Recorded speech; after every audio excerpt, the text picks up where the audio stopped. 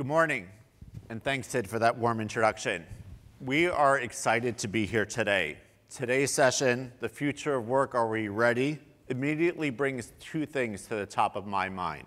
First, and probably most obvious to many of you in the room today, the future is now, right? It's not coming, it's here today. And second, to be ready, we must be bold, we must be innovative, and we must be strident, because the challenge and the struggle is real. The numbers are quite stark.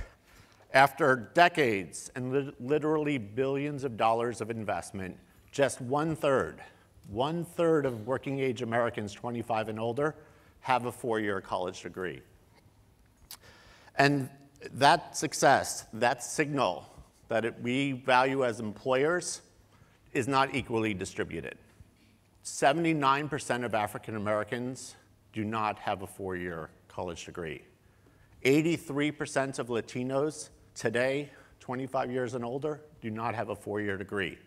And only 19% of people living in rural America have a four-year college degree. So we must continue to work to ensure that everyone has access to economic opportunity. We must continue to ensure that more people have access to a four-year college degree that's affordable. And most importantly, we must create alternate pathways, more on-ramps for individuals to connect to the labor market. We must create a skills-based labor market that values the knowledge, the skills, and the abilities that everyone brings forward.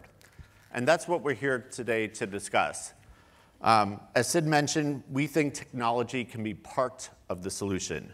Today we're going to talk about how we are ready, how we can, and how we must both prepare employees and, even more importantly, employers for a skills-based labor market so that everyone can participate and benefit from the changing economy today.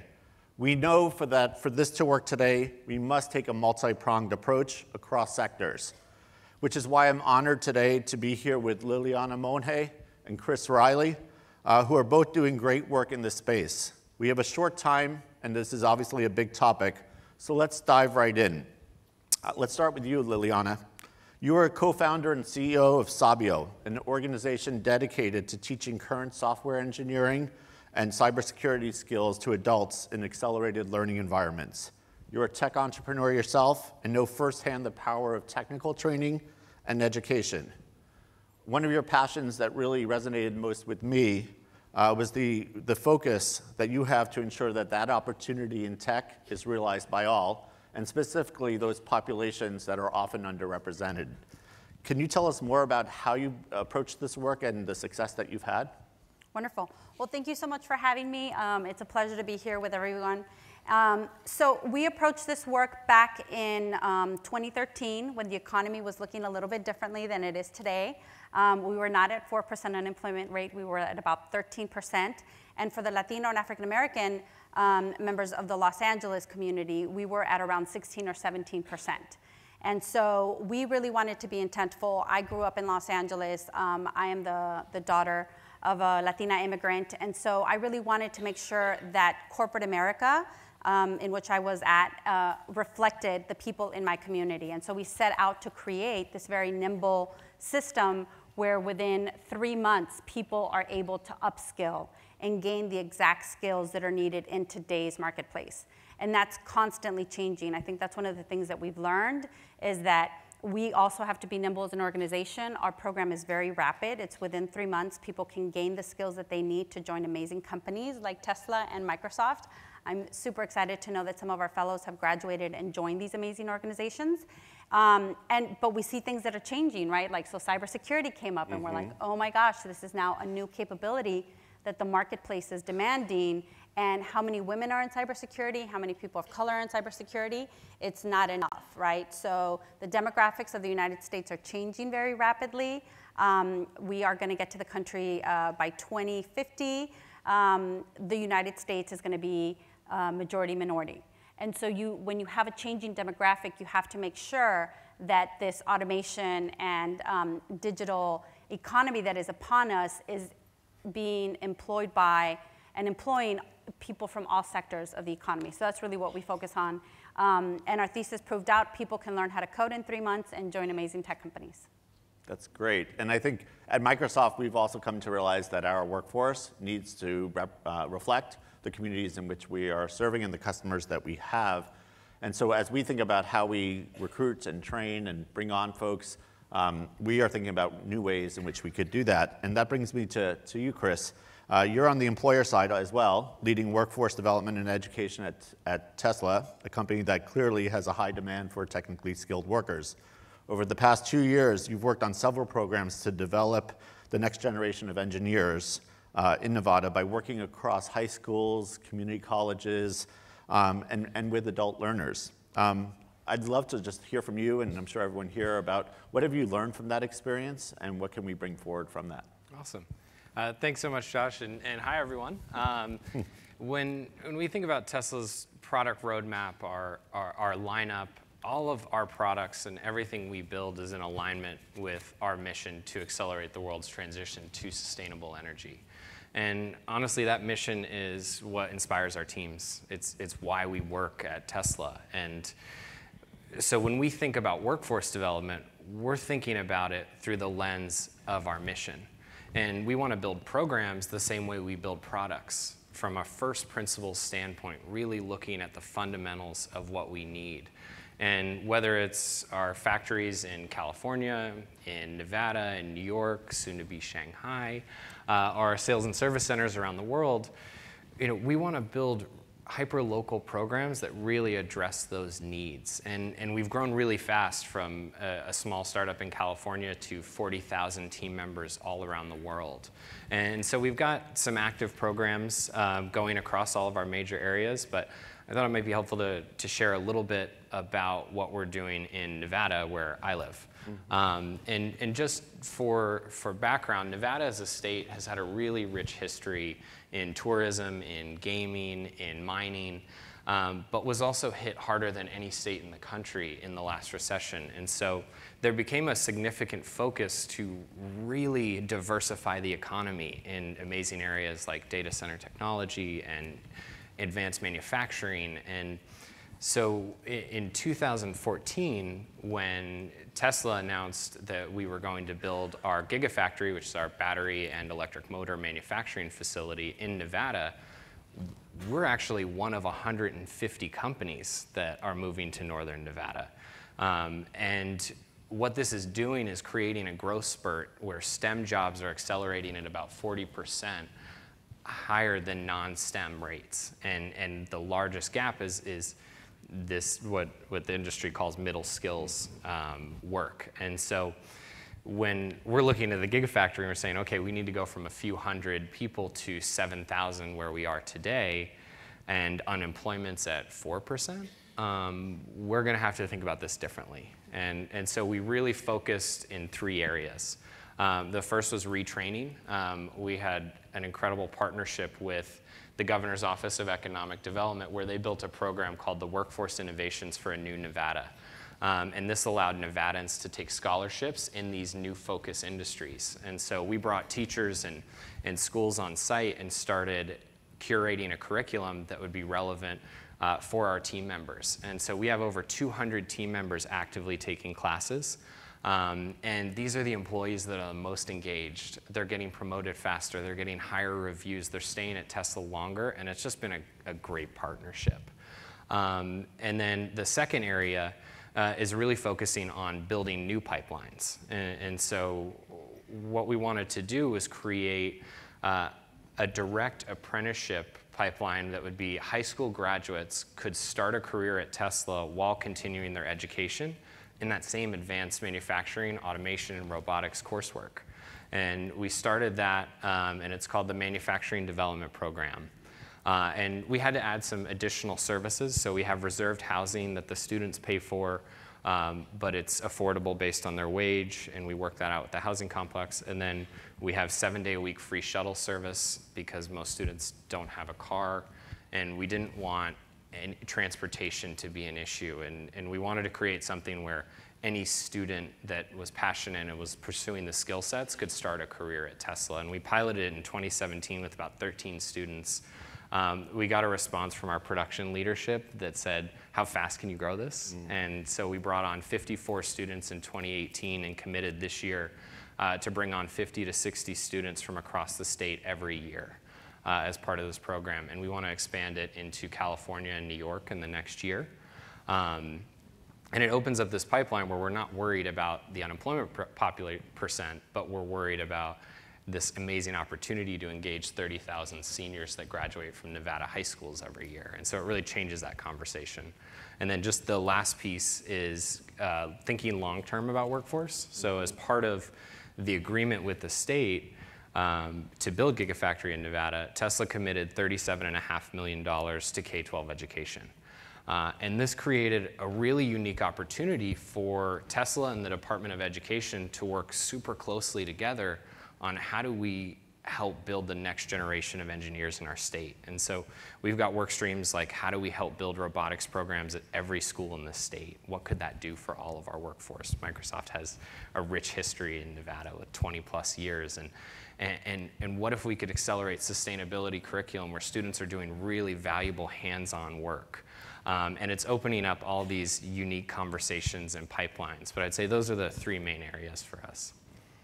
Great ideas and great work that you all are engaged in. And I think what I hear from both of these responses and the conversation that we've been having through the last day or so is that this is bigger than the work of any one company or any one sector, right? And how do you build partnerships across them?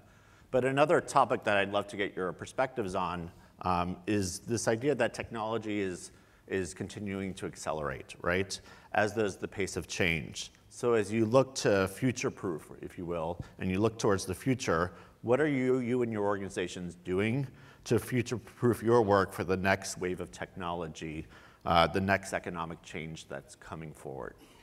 I mean, so what we're doing at Sabio is being very diligent about maintaining our relationships with the employers and having constant dialogues and making sure that we understand what you guys are seeing in the front lines so that we can rapidly upskill our professionals so that then we can quickly deploy content.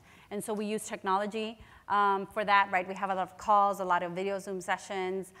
We have code base that we get from Microsoft as you guys roll out, .NET Core. You guys are more than happy to share all of that with us. We're then able to train up our faculty and then roll it out to students. We do have students that aren't able to be in Southern California, so once again, we rely on technology like video conferencing, Slack, all the other applications that you can do to really help people who aren't necessarily here in the room with us gain that expertise that's needed. Coding boot camps are still newer in the United States. Only about 20,000 people graduate from a coding boot camp a year when you compare that to about 500,000, I think, computer science grads. So we are definitely trying to future-proof ourselves by making sure that we work with our industry partners. We know and we understand what you guys need in the workforce, and we kind of rapidly upskill ourselves and kind of continue that loop. Great. Chris, thoughts on that? Yeah, and I think for us, it boils down to we need to bring Sabio, we need to bring our teachers out to see what's going on in our workforce. And teachers want to be a part of the solution and want to address this, but sometimes they might not know where to start or who to reach out to. And so building externship opportunities within our companies is a huge opportunity, even whether it's 1 day, 3 days, or several weeks to develop curriculum. We can tailor this and create lasting impacts within our education community just from opening those doors, just from providing those tours, and or these experiences. And I think on the future-proofing side, one thing we're looking at is electric vehicle adoption. And the technology behind it is still very early. And so we've been partnering with community colleges across the country, like Rio Hondo in LA and Evergreen Community College in the Bay Area, to build a program called Tesla Start. That's a 12-week program where students can take and actually get real-world service credentials to become a Tesla mobile service technician around the country. And as electric vehicle adoption accelerates and grows, we'll continue investing in this program and building this out for the workforce. That's great. I know we're running short on time, so I'm going to ask my last question to you both and ask for a brief response if you can. I think one of the things we've heard about is the need to work across sectors, right? That the training and the provider sector needs to work closely with employers. Employers need to work closely with the education sector. If you could have one thing, right, or one suggestion for the other side, right, the supply side to be focused on or the demand side to be focused on, what would you encourage them to do? So my number one recommendation, if you're looking to diversify your workforce or if you're looking to upskill your workforce, is to definitely just take a very hard look at your job requirements and just be honest with yourself and say, does this person absolutely have to have an undergraduate degree? Mm-hmm. And so that's a very big barrier for a lot of individuals. And so if you don't need that, that bachelor's of science or bachelor's of arts, maybe it could be an associate's, or maybe it could just be equivalent experience. That is going to do wonders in terms of the number of applicants that you can come in and the number of opportunities that you're creating for individuals. So that would be my definite one ask, is to have those job recs be a lot more flexible. Excellent. Chris? Awesome. Yeah, and I mean, I think a little bit of it is that bringing teachers out, bringing the community out, and that investment being both ways. You need the employer side there too. But building those programs within our education communities, within our systems, and helping employers get there is going to have that lasting impact. And then, I think really open sourcing these efforts in workforce development, similar to Tesla open sourcing our patents on electric vehicles and charging technology, we are going to be sharing and open sourcing everything we're doing in education and workforce development. Because it creates a much bigger impact where we're working on this larger problem together, and it becomes an exciting opportunity for us. Absolutely. So in closing, I just want to echo something that we've discussed quite a bit in our brief time here. We know that the challenge is greater, and our collective success is far greater than any one organization or one company or one sector can actually achieve, and that's why we need to collaborate. And I think there's this opportunity that we convene at the Social Innovation Summit, other convenings. How can we actually move that to action? And so I'd like to encourage all of us, including Microsoft and us here today, to have a responsibility and an opportunity to ensure that everyone is empowered with the skills to be successful in the digital economy. And as we go back to our respective workplaces, going back to what Liliana mentioned, can we each take a step forward in small ways, looking at the next time we're going to post a position, to really go back and say, am I just going to take the last job description and edit it and keep it the way it was with a 4-year degree? There are tools out there that can help you make that transition. One that we've partnered with, mentioned in the video, is Skillful. They have a tool where you can actually create a skills-based job description in real time. It's at generator.skillful.com. But how can we really think about creating equity and economic opportunity in real, tangible ways going forward? We'd love to continue the conversation with each of you. On social media, we're using the hashtag #FutureOfWork. And as Sid mentioned earlier, the full PBS documentary on cyberwork and the American dream can be accessed at aka.ms/PBS. Thanks for your time, and I hope this is the beginning of a great conversation today.